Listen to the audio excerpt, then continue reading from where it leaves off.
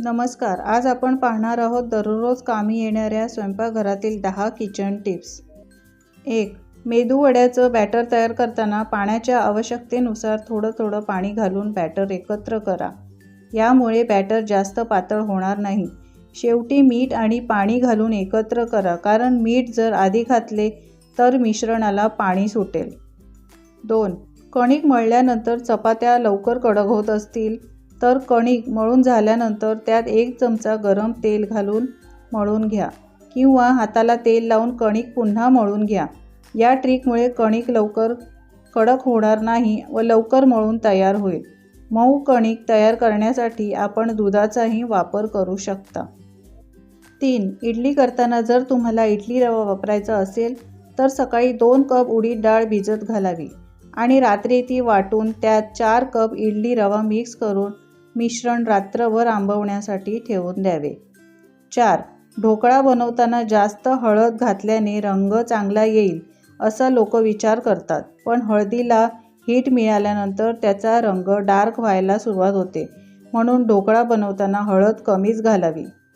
5. Dhokla perfect बनवण्यासाठी सगळ्यात आधी बेसन व्यवस्थित चाळून घ्या. यामुळे बेसनात गुठळ्या राहणार नाही आणि परफेक्ट मिश्रण बनेल.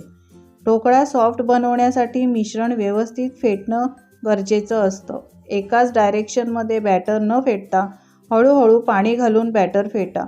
तुम्ही हे मिश्रण हाताने सुद्धा फेटू शकता.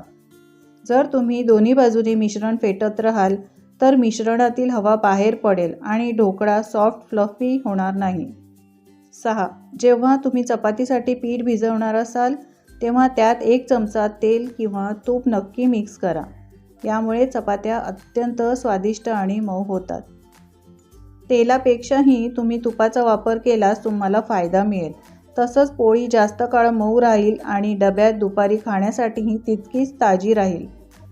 7. भाकरी तुटू नये किंवा पोळीसारखी एकसारखी व्हावी म्हणून हे पीठ कोमट पाण्यात भिजवून भाकरीचे पीठ चांगले मळून घ्यायला हवे. हे पीठ चांगले मळले गेले की ते एकसंध होते आणि त्यामुळे भाकरी सहज थापली किंवा लाटली जाते.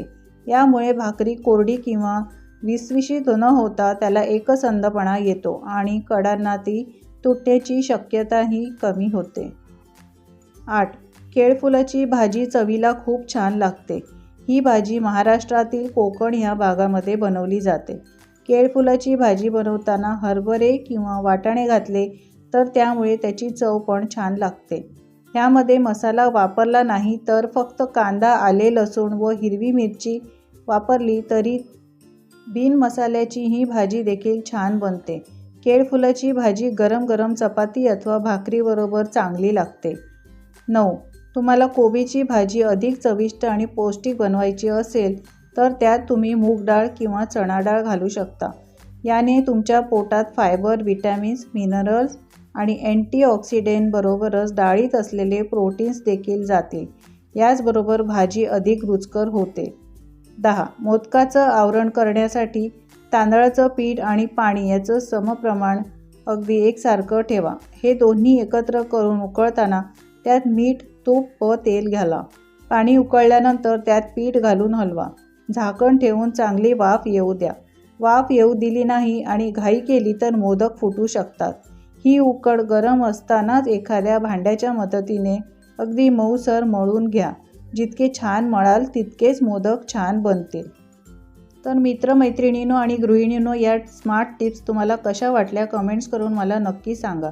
आवडल्यास लाईक करा आणि माझ्या चॅनलवर जर तुम्ही नवीन असाल तर अशाच नवीन टिप्स आणि ट्रिक्स पाहण्यासाठी चॅनलला सबस्क्राईब करा. धन्यवाद.